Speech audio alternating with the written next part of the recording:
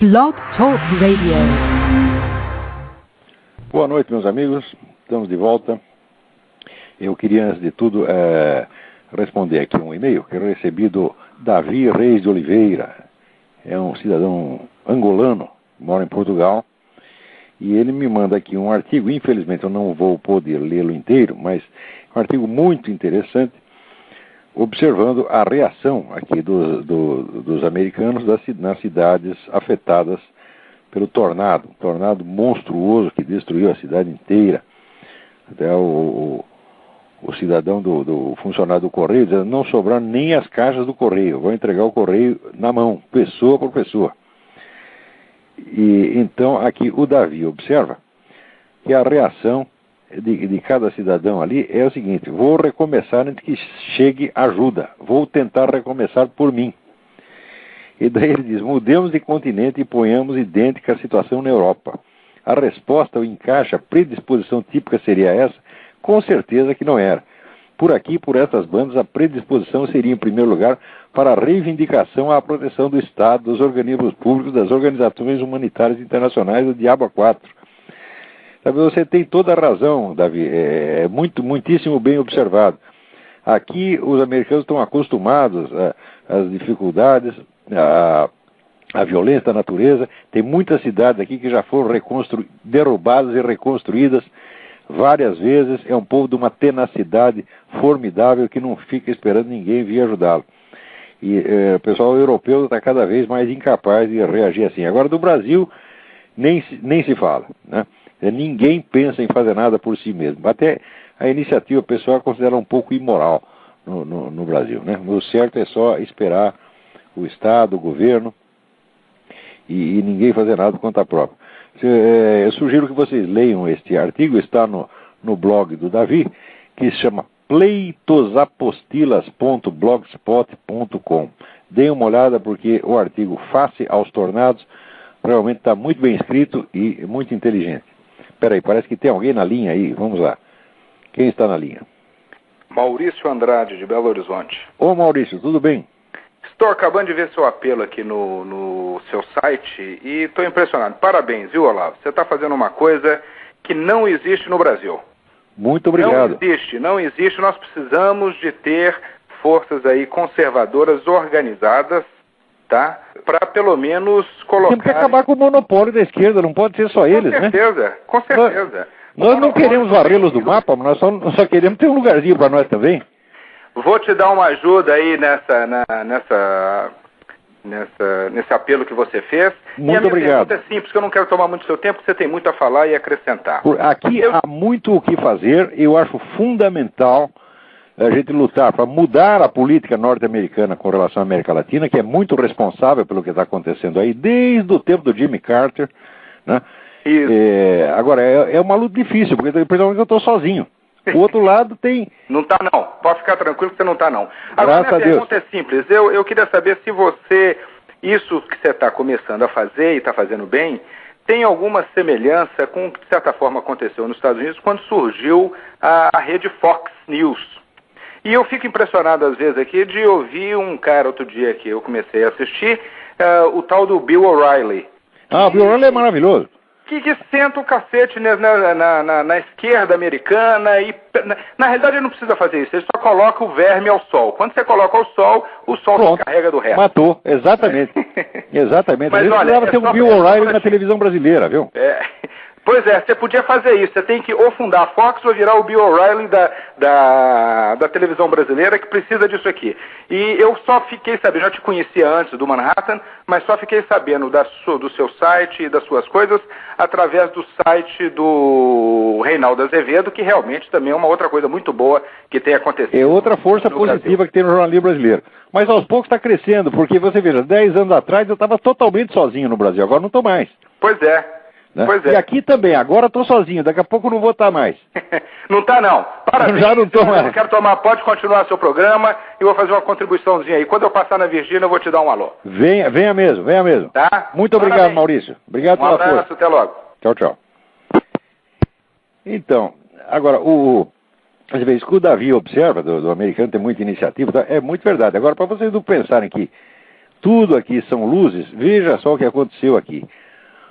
Um professor do Glendale Community College, no Arizona, Walter Kehowski, está ameaçado de demissão porque ele distribuiu aos colegas um e-mail contendo a mensagem de Dia de Ação de Graças de George Washington, de 1798. Então acharam que é um assédio religioso, quer dizer, um texto do fundador do país, né? O cara distribuiu lá as palavras de George Washington e está ameaçado de perder o emprego, né? Porque daí se move contra ele todo esse pessoal politicamente correto, que não perdoa nada, que são sempre fanáticos, eles estão sempre no ataque, sempre. Eles nunca vão dar sossego. Se alguém espera que seja possível haver uma convivência tranquila e democrática com essa gente, respondo eu, não é. Não é porque não é isso que eles querem. Eles querem não a democracia, não a concorrência leal, não o rodízio de poderes. Eles querem a destruição total de quem não concorda com eles. Eles querem simplesmente varrer do mapa quem não concorda com eles. Aliás, qualquer pessoa que tenha um plano global para a humanidade sempre será assim. Porque eu acho que o ser humano decente, ele sabe que ele não tem cabeça, não tem capacidade para pensar as coisas numa escala universal e ter uma solução para todos. Quem tem uma solução universal na cabeça é um bandido, é um assassino, já por natureza. É certo? É uma pessoa perigosa. Ora, o mundo seria muito melhor se não tivesse tanta gente tentando melhorá-lo. O que a gente tem que fazer é melhorar nós próprios, melhorar o nosso círculo de ação pessoal e agir dentro daquilo que a gente tem conhecimento e que a gente tem efetivo domínio. Esse negócio de querer reformar o mundo é sempre coisa de genocida. Então, com essa gente não é possível a convivência democrática. Então, já que eles querem nos destruir, bom, nossa resposta não pode ser querer destruí-los. Nós não vamos sair aí fuzilando pessoas que nem eles gostam de fazer, que nem vivem fazendo em Cuba, né? Mas não podemos desmoralizá-los. Devemos desmoralizá-los a tal ponto que eles tenham vergonha de sair na rua. Se a gente contar tudo que tem para contar desses caras, tá certo? Ninguém vai nem querer olhar para eles. Olha aqui, eu vou dar aqui um exemplo. O meu amigo Luiz Afonso colocou no site dele, Contra a Maré Vermelha, que é um blog, againstred.blogspot.com, tá certo?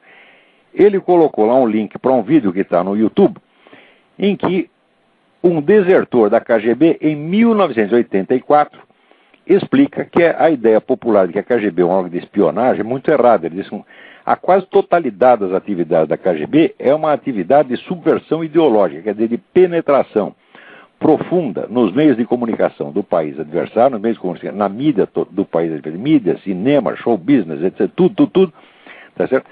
E criavam uma política de desmoralização do país. E dizia ele, em 1984, que àquela altura o trabalho já estava praticamente realizado. Isso quer dizer que pelo menos metade da opinião pública americana, as convicções que essa gente tem são exatamente as que a KGB tinha começado a inocular aqui desde 1950. Dizia ele, então, que já era mais de 3 décadas desse trabalho, tá certo? Sobretudo através, vamos dizer, do show business e também da mídia. A opinião média do New York Times hoje é a opinião da KGB. E vocês não pensem que com o suposto fim da União Soviética, a KGB parou de agir. As tais medidas ativas de subversão ideológica continuam igualzinho. E são bilhões de dólares que são gastos nisso. Tá certo? E o número de pessoas que trabalham para isso é incalculável. Quer dizer, não é aquela coisa de espionagem, de gente escondida. Não. É uma coisa de massa. Tá certo?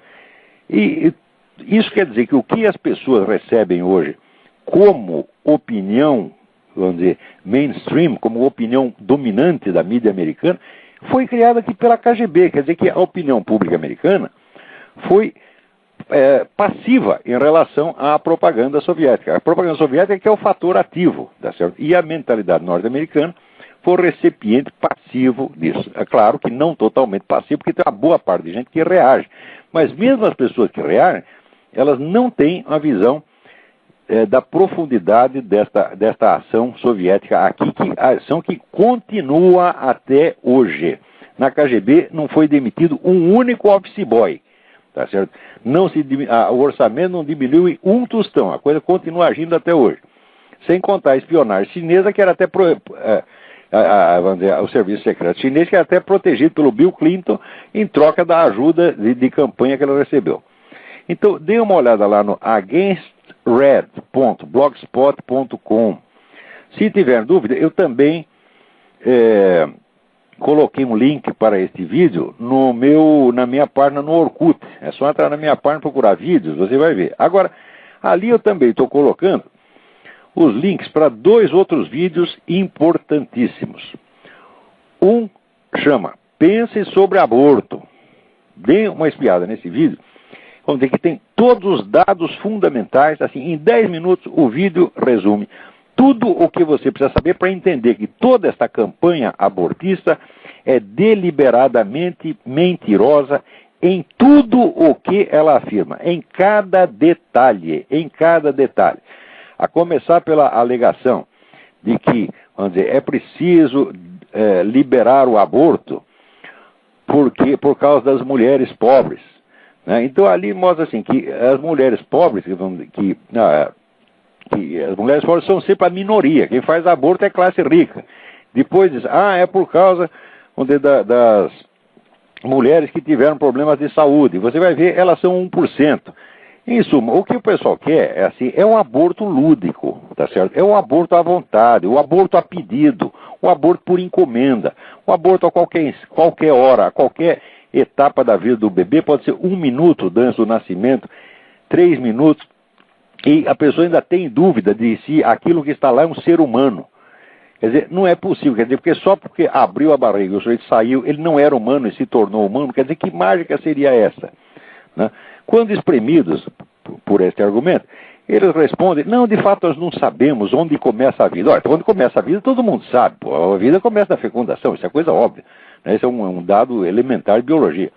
O que eles querem dizer é que nós não sabemos se aquela criatura que está lá é um ser humano ou não. Porque eles imaginam que a condição de ser humano é uma coisa cultural, quer dizer, conferida pelo Estado. Depois que o nego nasce. Agora, acontece se a condição humana não for natural, for cultural, então ela não pode ser concedida na hora do nascimento. Porque não é possível que o sujeito, então logo nasceu, já absorve a cultura do seu meio. Então, esse raciocínio implicaria que o nego só ia ficar humano lá pelos 3 ou 4 ou 5 anos, e que antes seria um bichinho. Então por que não poder matá-lo também aos 6 meses, 1 ano, 2 anos? Ou seja, todas as convicções abortistas são absurdas em si, são insultuosas à inteligência humana, não há nenhuma boa intenção por trás disso, é um desejo de alimentar o comércio de fetos, o comércio de órgãos humanos, a coisa mais macabra que já se inventou na humanidade. E esse vídeo, inclusive, mostra que você, somando todos os genocídios do século XX, você não chega a 1/10 do que vem sendo feito com o aborto, que já matou 804 milhões de crianças. Falando nisso, o segundo vídeo que está lá, que eu coloquei lá na minha página no Orkut, é um vídeo absolutamente impressionante, que é o depoimento do Dr. Bernard Nathanson. O Dr. Bernard Nathanson era um dos líderes do movimento abortista nos anos 60, 60 e 70, e era dono da maior clínica de aborto que tinha nos Estados Unidos. E ele começa o depoimento dizendo assim, eu quando criança, eu era religioso, eu ia na escola judaica e o rabino me ensinava a Torá, etc, etc. Quando eu voltava para casa, o meu pai, que tinha sido educado na religião judaica, mas que tinha rompido com ela, ele ria da minha cara, ele me ridicularizava. E de tanto ele fazer isso, eu fiquei inibido de ter religião e acabei me tornando ateu. Mais tarde, quando entrei para a medicina, entrei para esse negócio do aborto, né, eu me tornei o quê? Eu me tornei um assassino em massa, eu me tornei um genocida, porque eu fui responsável pela morte de 75 mil crianças inocentes. E por aí vai o depoimento dele, e mais adiante ele mostra como ele e os outros líderes do movimento abortista falsificaram dados, como os líderes do movimento abortista no Brasil estão falsificando agora, como esta maldita Folha de São Paulo falsifica ainda, tá certo? Que eu acho que o jornal deve ser processado por isso, tá certo? Quer dizer, o jornal que promete a cobertura honesta e depois cita dados furados, tá certo? Propositadamente falsificados por um órgão americano, dizendo que tem mais de 1,5 milhão de abortos clandestino no Brasil, quando na verdade não chega a 200 mil. Então, o jornal que faz isso, você tem que dar uma queixa na delegacia do consumidor, porque isso é propaganda enganosa. Vejam o vídeo do Dr. Bernard Nathanson. Eu tenho uma grande admiração por esse Dr. Bernard Nathanson, porque quando ele está só fazendo a coisa certa, é uma coisa. Agora, quando você, vamos dizer, entrou fundo no crime, tá certo? E de repente você toma consciência do que você fez, é preciso uma coragem extraordinária, é preciso uma inspiração divina, tá certo? Por nego confessar o que fez e sair lutando para corrigir o mal que fez. Esse Dr. Nathanson é um grande homem. Muito bem, vamos aqui responder mais alguns e-mails. Peraí, tem gente na linha aí, vamos lá. Alô? Alô, Olavo? Eu? É o Márcio Davi de Brasília. Ô, Márcio, tudo bem? Tudo bom. Olavo, é uma dúvida que tem a ver com isso que você acabou de falar agora também. É a respeito da Ayn Rand. Uhum. A Ayn Rand, ela, para quem começou a estudar economia e não tinha um respaldo filosófico por trás aqui nas universidades, quando começou a buscar o liberalismo mais a fundo, a Ayn Rand meio que cai como uma luva, né? Sim. Começando a procurar. E só que depois eu tive a grata satisfação de conhecer o professor Og Leme, e ele me indicou o livro do Michael Novak, O Espírito do Capitalismo Democrático. Uhum. E aquele livro realmente me libertou do pensamento randiano estrito e realmente mostrou que o capitalismo não funciona sem uma base de valores da civilização judaico-cristã por trás. Não tem nem como comparar a Ayn Rand com o Michael Novak. O Novak é um filósofo sério, um homem consistente. Agora, a Ayn Rand é uma amadora muito metida à besta, é isso que ela é.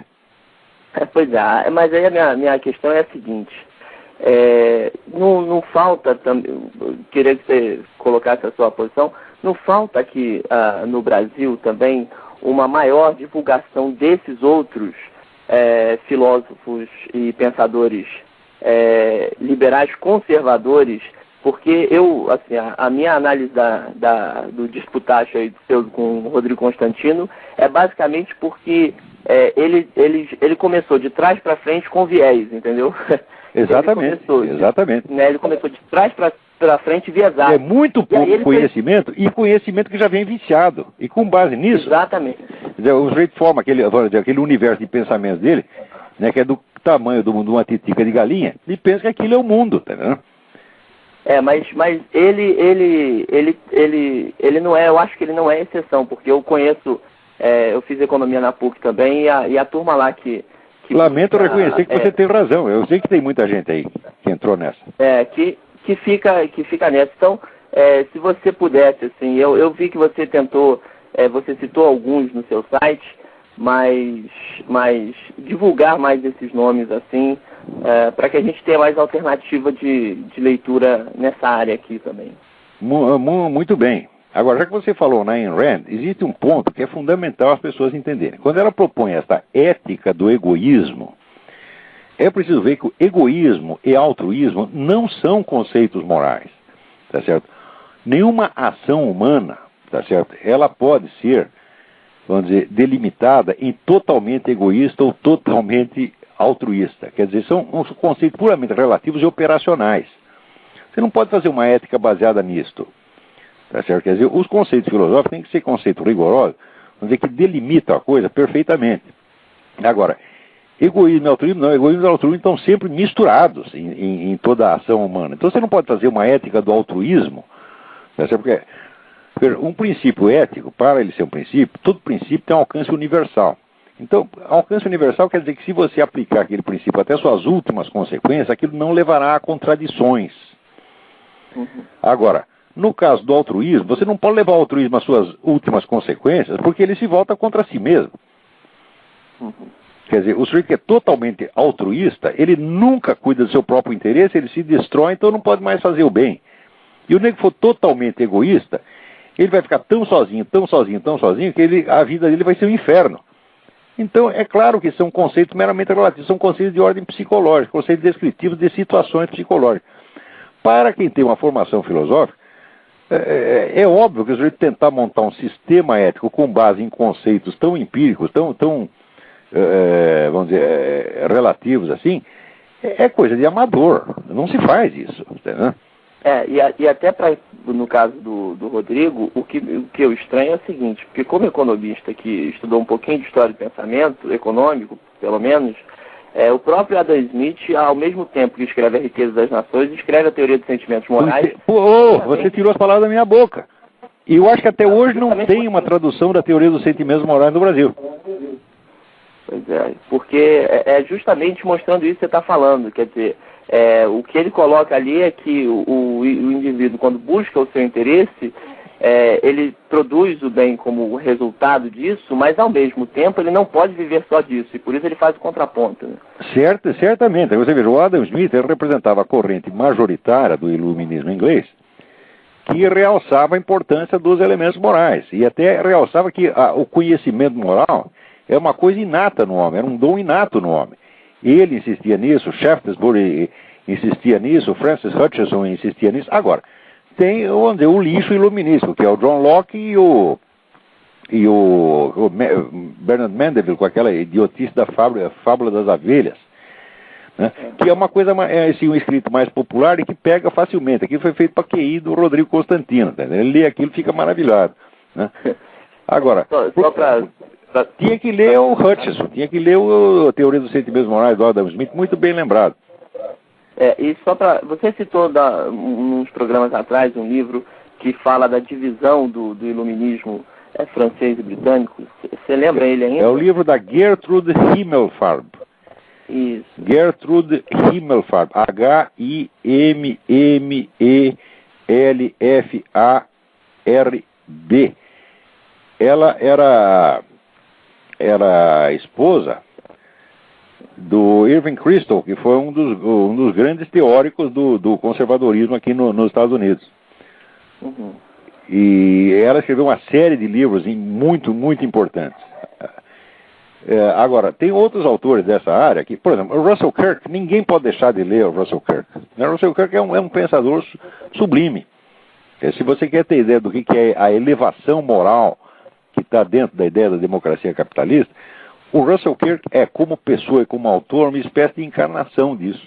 Porque é um escritor de uma nobreza, de uma elevação de sentimento que dá gosto você ver. Agora, eu acho que não tem nenhum livro do Russell Kirk traduzido no Brasil, e naquela porcaria daquele dicionário crítico do pensamento da direita, feito pelo seu Emir Sader e outros bocó de mola que nem ele, não é citado nenhuma vez. Quer dizer, como você pode falar de pensamento de direita e não conhecer o Russell Kirk? É o fim da picada. Não tem nenhuma tradução. Eu procurei aqui na Cultura, na Saraiva, nada. Não tem nada. Aí tem um bloqueio mesmo, Isso é uma política deliberada. Todos esses editores brasileiros, com raríssimas exceções, que são editoras pequenas, os grandes editores no Brasil, são todos comprados por esse movimento comunista quando não são comunistas eles próprios. Tá certo? E todos têm vergonha. Pessoal que vive de picaretagem. Você vê o falecido Enio Silveira, dono da civilização brasileira, ele, poucos meses antes da morte dele, ele me confessou que a editora dele, durante o tempo da ditadura, que era a maior editora comunista do Brasil, vivia de dinheiro do governo militar. Quando a situação engrossava, ele ia lá no Golbery, pedia dinheiro, o Golbery dava. Eles pensam que é um bando de picareta, por isso que o Brasil não vai para frente, o pessoal está acostumado com isso, tá entendendo? Quer dizer, a picaretada está no sangue.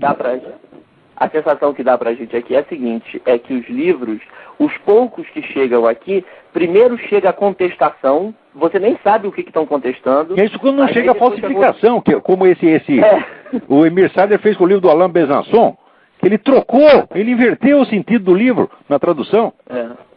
É uma coisa monstruosa, quer dizer, é uma espécie de cabresto, de viseiras que colocaram no leitor brasileiro para que ele não enxergue, não ouça e não saiba de nada. Isso é uma tirania ideológica que não é de hoje. No tempo da ditadura, a esquerda já exercia essa ditadura. No tempo da ditadura militar, a esquerda já tinha esse domínio completo, vamos dizer, dos meios de formação da opinião pública, e o governo não ousou mexer nisso aí. É uma coisa incrível. Quer dizer, os militantes também ficaram lá 20 anos, tiveram mais poder do que ninguém e não quiseram mexer na hegemonia cultural da esquerda. Quer dizer, que omissão mais crime. É por causa disso que nós estamos nessa situação de merda hoje. Mas eles são a minoria eternamente perseguida e não vai... Não, eles quando estão no governo, eles ainda são minoria perseguida. Mas é que nem a Benedita da Silva, que era governador do estado, ainda se considerava pobre e oprimida. Né? Olavo, obrigado aí por tudo, parabéns. Obrigado eu pelo apoio. Volto sempre. Um abração. Agora aqui tem um e-mail do André perguntando: a morte de Deus anunciada por Nietzsche no século XIX é o que estamos vendo acontecer desde então? Esse vazio cultural da Europa Ocidental, cada vez mais ateia, cada vez mais cientificista e materialista, o vazio anunciado por ele nunca foi preenchido desde lá. Ou foi e se esvaziou novamente num eterno retorno ao mesmo tema. Resumindo melhor a pergunta, esse excesso de maldade no mundo atual, essa satanização, não é a morte de Deus que Nietzsche descreveu no século XIX? Bom, isso aí é a morte da Europa. Deus acho que está passando muito bem, Deus não foi afetado por isso. Quer dizer, para quem entende o que é, vamos dizer, vagamente a ideia de Deus, né, sabe que você dizer que Deus morreu é cuspir para cima. Nietzsche, depois de que Deus morreu, né, ficou louco logo em seguida, né? E morreu abraçado num burro, chorando de piedade. Ele que pregava que a gente tem que ser durão, etc. Viu o carroceiro bater no burro, ficou com dó do burro, se abraçou no burro e ficou chorando. Né? Quer dizer, olha que vexame, que mico. Né? O maior mico filosófico de todos os tempos. Né? Então, Deus não está nem aí, você está entendendo? E no máximo ele fica com dó de nós, mas não vai ficar com dó assim como Nietzsche ficou do burro. Porque ficar com dó já ficou uma vez. Mandou o filho para morrer para ver se quebrava o nosso galho. Tá? Ele não vai fazer isso de novo, não. Muito bem. Agora, aqui tem alguém me envia um artigo do Tiago Ramos. Pequena consideração sobre razão e fé. O artigo está muito bom, com um protesto pela impropriedade do título, porque não se diz pequena consideração, e sim breve consideração. Mas esse negócio da propriedade vocabular é uma coisa que hoje em dia está difícil no Brasil, porque o idioma está em dissolução. Então as pessoas, às vezes, não acham as palavras certas, né? Precisa treinar para isso aí. Mas o artigo está muito bom.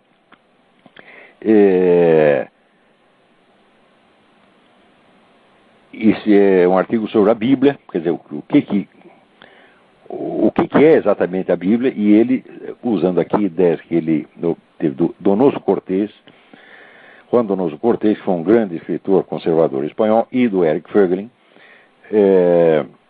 dá aqui uma explicação muito boa. Não vou poder ler o artigo inteiro, evidentemente, mas vou dar aqui o endereço. É www.folhasdispersas.blogspot.com.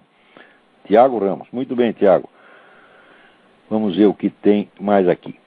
Agora, aqui, o Lopes me escreve aqui uma carta muito inteligente, com muitas citações interessantes. Eu também não vou poder ler inteira. Pelo amor de Deus, não me enviem carta comprida, porque eu não posso ler inteira, não dá. Né? Mas ele diz aqui, ele explica por que, embora ele seja anticomunista, ele não se sente persuadido a incrementar as fileiras conservadoras. Tá certo?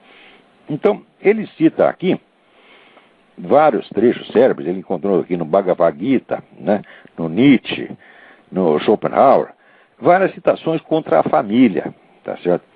E ele diz que como a Igreja Católica fomenta a família, né, ela, na verdade, ela pode criar uma espécie de politicamente correto em cima do outro. Algumas dessas citações, por exemplo, ele cita aqui o Bhagavad Gita, né, onde Arjuna, né, o herói da história, Arjuna, se enfrenta com a família, os inimigos dele saem da própria família. E então, quando ele fica com dó dos parentes e não quer matá-lo, aparece Krishna e disse, né, que essa fraqueza era indigna de um guerreiro, que ele tinha que se levantar e matar os parentes mesmo. Bom, muito bem. O Bhagavad Gita é uma imagem da alma humana, tá certo? Existem algumas exegeses maravilhosas sobre isso, entre as quais uma que eu não me lembro exatamente que livro está, mas se você procurar entre o livro do Martin Lings, você encontrará uma belíssima explicação. Quer dizer, esses parentes, né, em guerra são os componentes todos os componentes da alma humana, e alguns têm que ser liquidados mesmo. Quer dizer, alguns podem ser reaproveitados, mas outros têm que ser cortados. Quer dizer que isso aqui não é um apelo a que você mate fisicamente os seus parentes. Depois, na citação aqui do Nietzsche, né, ele diz: o filósofo tem horror ao casamento e a tudo o que a ele poderia conduzir. Qual grande filósofo foi casado? Heráclito, Platão, Descartes, Spinoza, Leibniz, Kant, Schopenhauer não foram. Mas ainda não podemos sequer imaginá-los casados. O filósofo casado é coisa de comédia, né? E aí vai. Bom, aqui, espera um pouquinho. Filósofo casado foi Aristóteles. O maior dos filósofos foi casado. Ainda pior, casou 2 vezes, porque ficou viúvo e uma vez só não bastou. Casou de novo.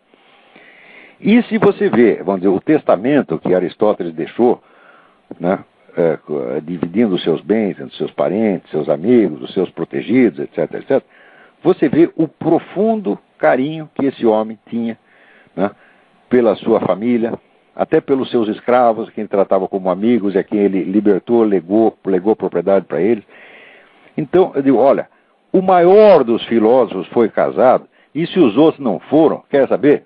Fodam-se, eles não sabem o que estão perdendo. Família é muito bom, é muito bom. Dá trabalho e custa dinheiro. Aqui nos Estados Unidos tem um ditado: não constitua família se você não tem dinheiro para pagar as fraldas. Tá certo? Então, mas se você tem algum dinheiro para pagar as fraldas, então constitua a família assim. Desse exemplo que Nietzsche cita, por exemplo, Kant e Leibniz, tá certo? Não se casaram por motivo de saúde. Eles não tinham saúde suficiente, né, para ter que sustentar uma família, ficar lá transando com a mulher. E o Kant, na primeira transada, ele ia morrer, entendeu? E Leibniz também estava muito mal das pernas, então mal dava para ele estudar, né?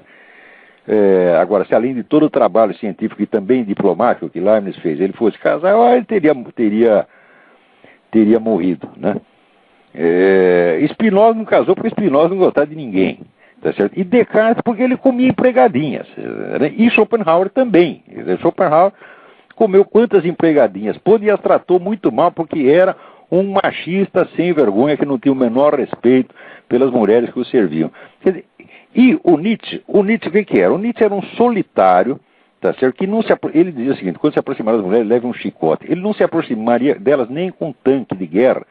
Por quê? Porque era um homem tímido, era um cagão. Você está entendendo? Então ficava lá trancado num quarto de pensão miserável, tocando punheta e pensando besteira. Você está entendendo? Esta é que é a realidade.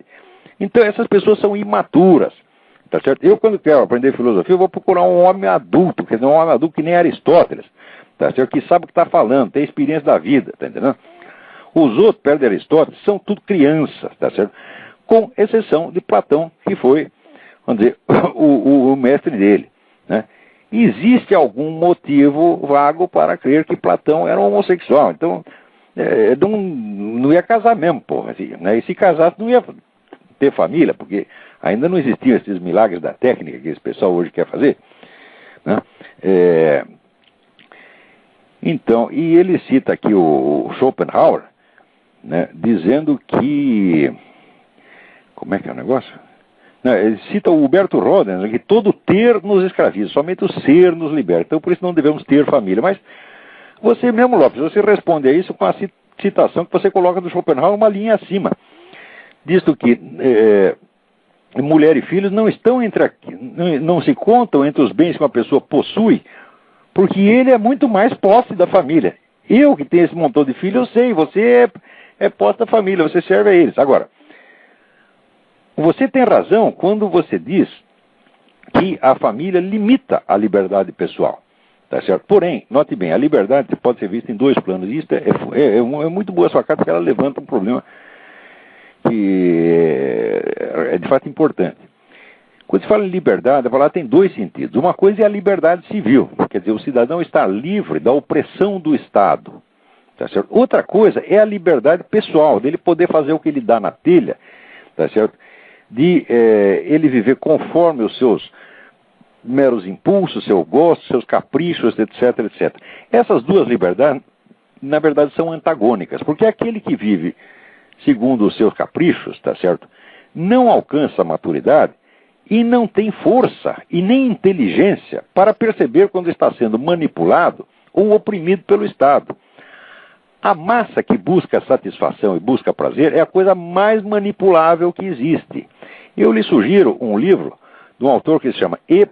Michael Jones. O livro se chama Libido Dominandi, em latim. Então, o livro é em inglês, mas o título é uma expressão de Santo Agostinho, quer dizer, a volúpia de dominar, a volúpia de mandar.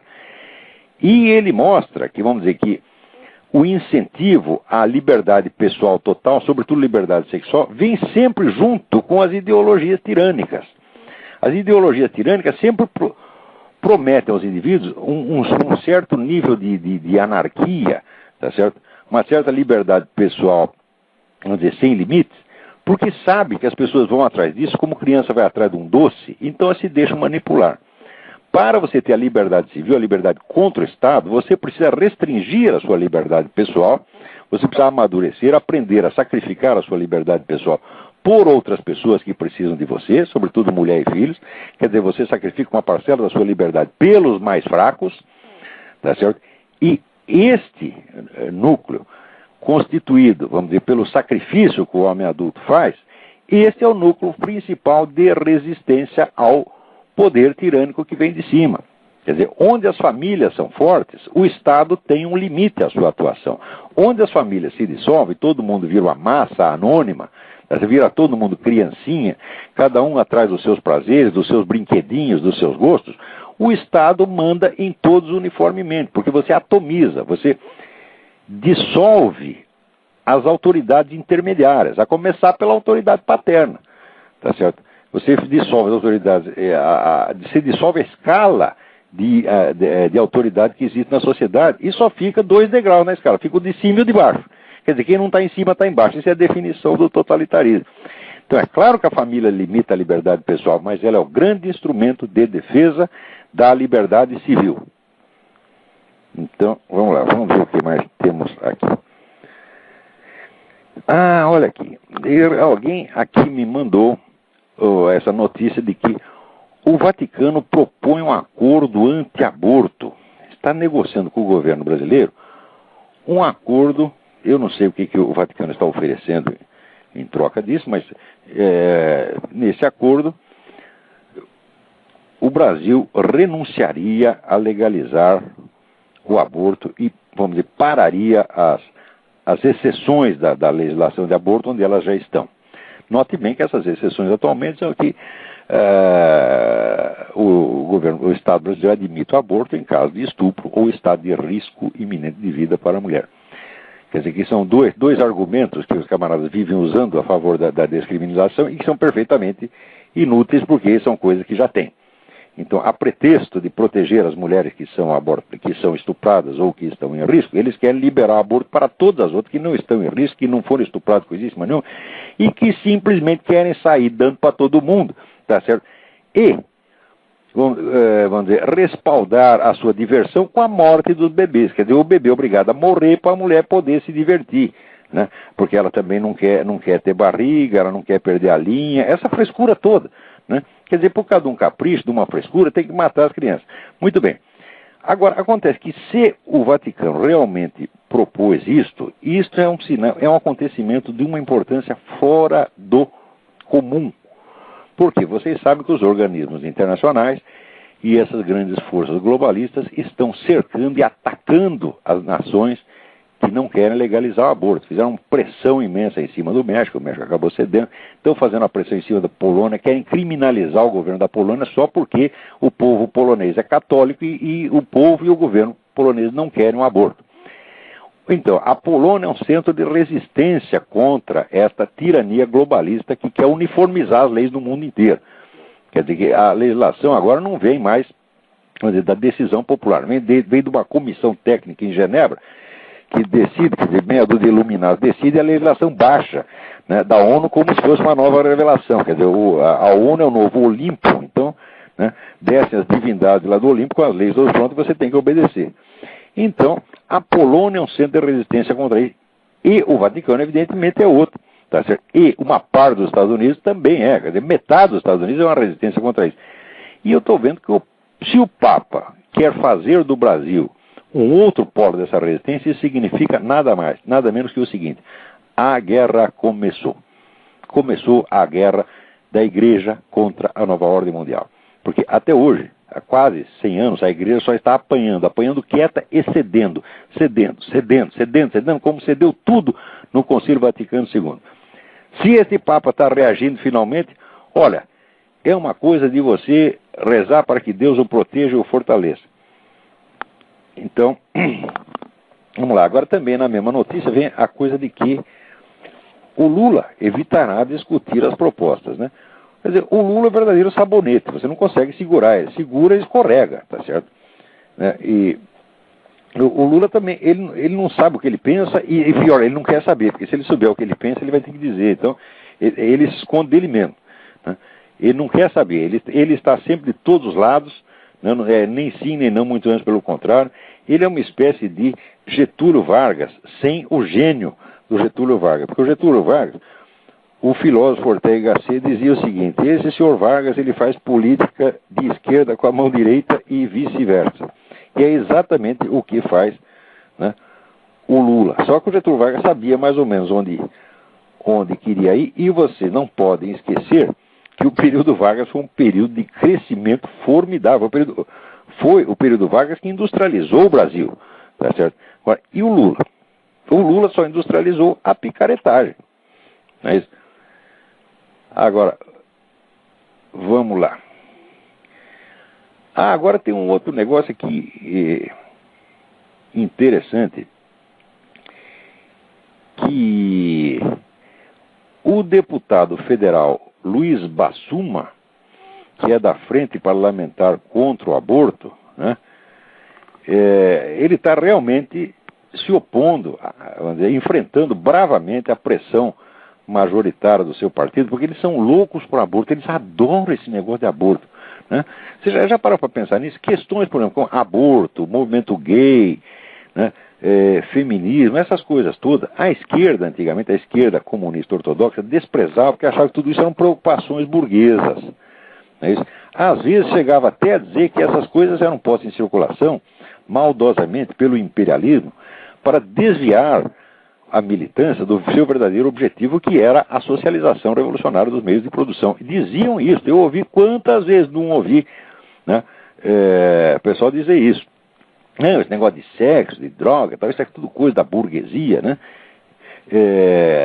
Na verdade não era coisa dos próprios comunistas, mas eles diziam isso. Agora, hoje, esses assuntos se tornaram, vamos dizer, o miolo, a essência do discurso esquerdista.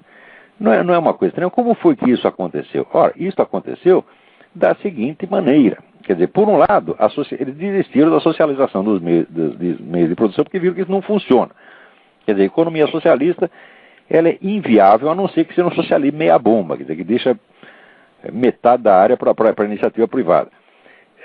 E, por outro lado, aconteceu que nos círculos do que eu chamo de metacapitalistas, metacapitalista é o nego que enriqueceu tanto com o capitalismo que ele não quer mais estar submetido à concorrência. Então ele quer se apossar do Estado e ele não quer mais ser classe capitalista. Ele quer ser uma espécie de classe aristocrática, né? Casta governante. Entre os quais os famosos Rockefeller. Alguns dos Rockefeller eram maníacos por esse negócio de controle da natalidade. Inventaram esse plano de controle da natalidade porque eles achavam que o terceiro mundo não ia aguentar, né? Se continuasse nascendo gente no terceiro mundo, ia todo mundo morrer de fome. Então precisava fazer uma campanha para nascer menos crianças no terceiro mundo. Fizeram a campanha no mundo inteiro, o resultado diminuiu barbaramente a natalidade, mas não no terceiro mundo. Diminuiu na Europa, muito na Europa e um pouquinho nos Estados Unidos. O terceiro mundo continua a se multiplicar cada vez mais. Quer dizer, a campanha deu tudo errado, tudo exatamente ao contrário, e esses cretinos ainda acham que sabem o que estão fazendo. Daí, para continuar com essa ideia de controle da natalidade, o que fizeram? Fizeram um acordo com a esquerda latino-americana. Olha, vocês lutem pelo aborto e pelo movimento, pelo casamento gay e tal, e nós ajudamos vocês. Desde então tem chovido dinheiro desse pessoal globalista para a esquerda latino-americana que não tem limite mesmo. Se vocês viram, Jorge Soros, o que ele despeja em tudo quanto é campanha mentirosa, contra os Estados Unidos, contra George Bush, é um negócio fantástico, fantástico. E a favor da descriminalização das drogas, a favor do aborto, etc, etc. Quer dizer, são rios de dinheiro que chovem. E, ao mesmo tempo, isso apela, então, primeiro para o desejo de dinheiro, né? O famoso désir d'argent, que é, no fundo, é a emoção mais profunda desse pessoal esquerdista, né? E apela também, vamos dizer, para o ódio anticristão, o ódio contra a civilização ocidental que eles sempre tiveram.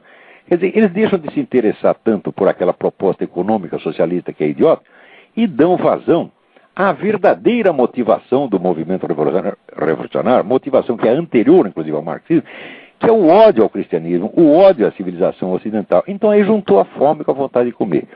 Juntou esse negócio, essa mania demográfica desses ricaços, com este anticristianismo visceral e fanático desta gente. E também tem um apelo, esse negócio da aborto, quer dizer, você matar milhões de fetos, tem um certo apoio, vamos dizer, ritualístico satanista. Tem gente que gosta disso. Quer dizer, ouve falar disso, o conceito começa a babar. Ah, nós vamos matar milhões de fetos. Vocês acham uma delícia isso aí, né? Quer dizer que isso tem um sentido ritualístico, mas é evidente que tem. Isso tem uma espécie de operação mágica. Você não se pode matar milhões de crianças sem que isso tenha um efeito espiritual, psicológico sobre a humanidade, pô. E os caras gostam disso por quê? Porque eles querem entrar fundo na experiência do mal, na experiência da negação. Quer dizer, leiam o livro do Albert Camus, L'Homme Révolté, O Homem Revoltado, que é uma fenomenologia, vamos dizer, do espírito revolucionário, do espírito de revolta. Tá certo? E vocês vão ver que, no fundo, toda revolta, como diz ele, é revolta metafísica, é revolta contra Deus, é revolta contra a ordem do cosmos e é revolta contra a realidade. É amor à destruição enquanto tal. Então, ora, se você já tem, no fundo, aquele amor à destruição, aquele ímpeto sadístico, né? E ainda chega o Rockefeller enchendo você de dinheiro para você trabalhar por isso, ora, pô, é um tesão, né? Eles não resistem, então é por isso que eles adoram esse negócio de aborto, eles ficam com tanta raiva quando alguém os desmente. A motivação deles é totalmente irracional, maligna, não é digna de respeito. Agora, acontece que este deputado está aí bravamente enfrentando pressões de gente que quer até expulsá-lo do partido. E aqui tem um artigo que saiu no Correio Brasiliense dizendo que ele é contra porque ele é espírita. Não é isso? Então, ele, como o espírita absorve a parte da doutrina cristã, então ele é contra o aborto por causa disso. Agora, se eu fosse espírita, também seria contra o aborto. Por quê? Porque o nego é abortado, ele reencarna petista. Tá entendendo? E isso é o pior de tudo, né? Você ficar com tanta raiva de ter sido abortado, que eles, vou voltar e vou entrar no PT. Tá certo? Então, muito bem. Ó, parabéns aí ao deputado Luiz Bassuma. Coragem, desculpa a brincadeira. Coragem, vai em frente. Vamos lá. Que mais temos aqui? Vocês viram esse negócio da França? Quer dizer, o pessoal realmente não gostou do resultado da eleição. E esquerdista é assim. Eles dizem, nós queremos a democracia, nós queremos o voto popular, etc. Nós temos o voto popular, eles esperam e saem quebrando tudo. Quer dizer, a eleição, mas não é eleição. É eleição, mas só eles podem ganhar. Você votou no outro, não pode. É eleição, mas não pode, só pode votar num lado. E sempre foi assim, e sempre será assim. Quando é que vocês vão entender que esquerdista é maluco mesmo. O esquerdista tem um parafuso a menos, e é gente perigosa. Esquerdista não é normal, meu Deus do céu. Se esquerdista fosse normal, teria existido esquerdista ao longo de toda a história. E o esquerdismo não existia esquerdismo, quer dizer, veja, milhões de pessoas, cada uma delas achando que tem a solução dos problemas do mundo na cabeça e que tem que matar quem não concorda, isto nunca existiu na história humana em civilização alguma. E isso foi uma coisa que foi aparecendo lentamente na Europa, primeiro com grupos minoritários, grupos heréticos dentro da igreja, foram se rompendo com a igreja, inventando o cristianismo deles, o cristianismo no qual eles mesmo eram o Cristo, né, o Cristo que vinha punir os maus e premiar os bons. Cada um deles se achava habilitado a isso, mas no começo eram grupos pequenos. Aos poucos isso foi alastrando, e foi a partir do século XVIII que isso virou um movimento de massas, quer dizer, eram seitas ou gnósticas ou outro tipo de heresias que se tornaram um movimento de massa. E é um fenômeno exclusivamente moderno. Então é uma coisa anormal, porque aquilo que é normal no ser humano existiu desde sempre.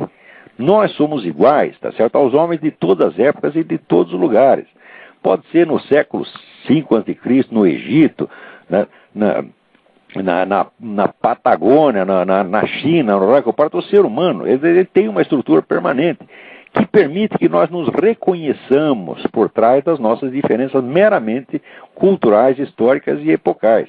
Tá certo? Quer dizer, a condição humana é a mesma e permite o reconhecimento. Tá certo? Agora, coisa que não existe permanentemente no ser humano, coisa que só existe numa certa civilização, durante uma certa época, é claro que é uma anomalia. Tá certo? Então, esquerdismo é uma doença espiritual, e olha, eu estou cada vez mais achando que não é só uma doença espiritual, estou achando que é uma doença psicológica no sentido clínico, no sentido clínico da coisa. Já existem alguns estudos que estão cada vez mais me levando a essa conclusão. Eu tenho lido umas coisas, depois num programa futuro vamos comentar isso aí. Muito bem. Agora, o meu amigo Carlos Granier, jornalista venezuelano, ele escreve aqui um artigo sobre o projeto do etanol, que diz que o acordo, né, para a produção do etanol resultou num desastre diplomático para a dupla Castro-Chaves e numa das tragicomédias mais assombrosas da história regional, nas quais a dupla perdeu frente à coalizão de países que têm interesse em desenvolver essa opção energética. Bom, é verdade. Quer dizer que, economicamente, isso foi, vamos dizer, um prejuízo para o Chaves. Foi, não, vai ser. É isso. Mas eu não creio, até aí está certo, mas talvez o Granier esteja sendo um pouco otimista demais ao acreditar que isso é realmente uma ruptura dentro da esquerda latino-americana, né? Apesar do discurso do Fidel Castro, discurso que não faz sentido, porque ele diz, não, nós temos que plantar alimentos e não combustível, né? Isso aí é o fim da picada, porque produzindo etanol, o pessoal vai ganhar muito mais dinheiro, tá certo? Vai poder comprar muito mais alimento, e vai poder produzir também muito mais alimento. E, aliás, o próprio Fidel Castro sabe disso, porque antes eles mesmos eram entusiastas desse negócio do etanol, agora de repente mudaram de ideia. Eles são dois palhaços mesmo. Mas eu não creio que isso seja uma ruptura profunda e efetiva na esquerda latino-americana. Por quê? Porque eles têm planos estratégicos comuns desenvolvidos ao longo de 50 anos. E essa questão do etanol é um interesse nacional brasileiro. Isso é bom para o Brasil, tá certo? Olha, o Lula não é contra o interesse nacional, mas acontece que o interesse nacional é a prioridade 2. A prioridade 1 é o poder da esquerda latino-americana, ele incluído. Ele não pode romper a unidade da esquerda latino-americana, senão ele está ferrado. Ele está ferrado, em primeiro lugar, politicamente, que o pessoal da esquerda vai fritá-lo. E pode estar ferrado até fisicamente, que o pessoal da Farc lhe manda dar um tiro na cabeça e babau, acabou-se o Lula, entendeu? Quer dizer, isso não é brincadeira. A ideia do George Bush foi a de usar o interesse nacional brasileiro como arma para, de certo modo, criar uma divisão dentro da esquerda latino-americana. Mas o Lula já provou que ele é capaz de sacrificar o interesse nacional à unidade da esquerda latino-americana. Então, toma lá da cá. Recentemente, no caso da Bolívia, ele sacrificou o interesse nacional pela unidade da esquerda latino-americana. Agora ele está em condição de barganhar. Chega lá e fala, peraí, agora chegou a vez do Brasil, o Brasil também tem que ganhar um pouco, não é só vocês que ganham. Tá? E eu acho que o Chaves, apesar de todo esse show que ele está fazendo, Chaves e Morales, etc., são perfeitamente capazes de compreender isso e são capazes de negociar. No mínimo são capazes de negociar. Por quê? Porque o dinheiro não é deles. O dinheiro é de quem trabalha. O dinheiro é da população sofrida, que esse pessoal acha que é deles. Eles acham que o Estado é deles, que ele pode fazer o que quiser. Tá certo? E que quem não concorda com eles, né, tem que ir para a cadeia. Aliás, por falar nisso, esta semana estava aí um grupo de deputados equatorianos, né, que foram caçados, foram simplesmente mandados embora do parlamento pelo presidente Correa, do Equador. E vieram aí pedir socorro para a Comissão de Direitos Humanos da OEA. Aquele seu Insulza, né? Vê o nome do cara, Insulza. Né? Insulza é mistura de insulto com insosso, né? Então, esse seu insosso, ele já como que avisando os deputados que ele não ia ajudá-los, chamou um conferencista puxa-saco do Correia para fazer uma conferência exatamente no dia que os homens estavam aí para pedir socorro. Como que diz, não vem que não tem. Né? Agora, os camaradas chegaram aí, veja como são as coisas. Eles não tinham dinheiro para um hotel, estavam dormindo empilhado na sala de uma salinha pequena na casa de uma pessoa amiga em Washington, porque não tinha dinheiro para o hotel. Agora você imagina se eles fossem do MST, se fosse da FARC, se fosse do PT, estava tudo em hotel de 5 estrelas, cheio de mulher, numa suruba dos diabos, tá entendendo? Paga com dinheiro público, tá certo? Como esses caras fazem. Você não viu o governador da Bahia, seu Jacques Wagner, né?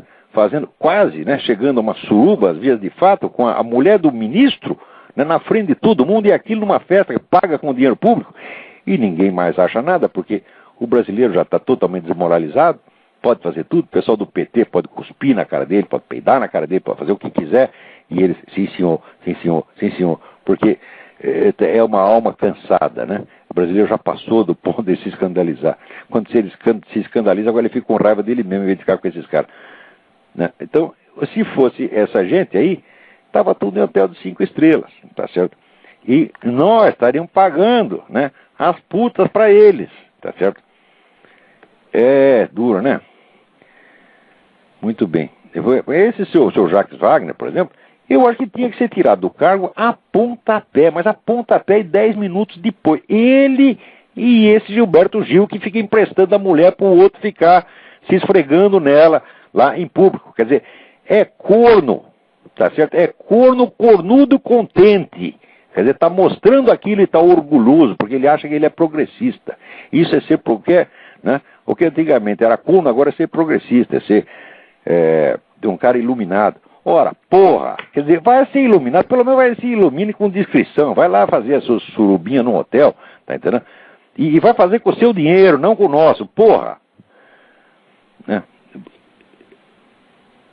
Agora, tem muita coisa mais para falar, mas não há mais tempo. Deixa eu ver se tem alguma coisa muito urgente. Tem alguém na linha aí? Não, agora não tem ninguém. Não. Muito bem. Não, o que quer que seja, vai ter que ficar para a semana que vem. Não dá mais. Lamento muito. Então, muito obrigado a todos. Até a semana que vem.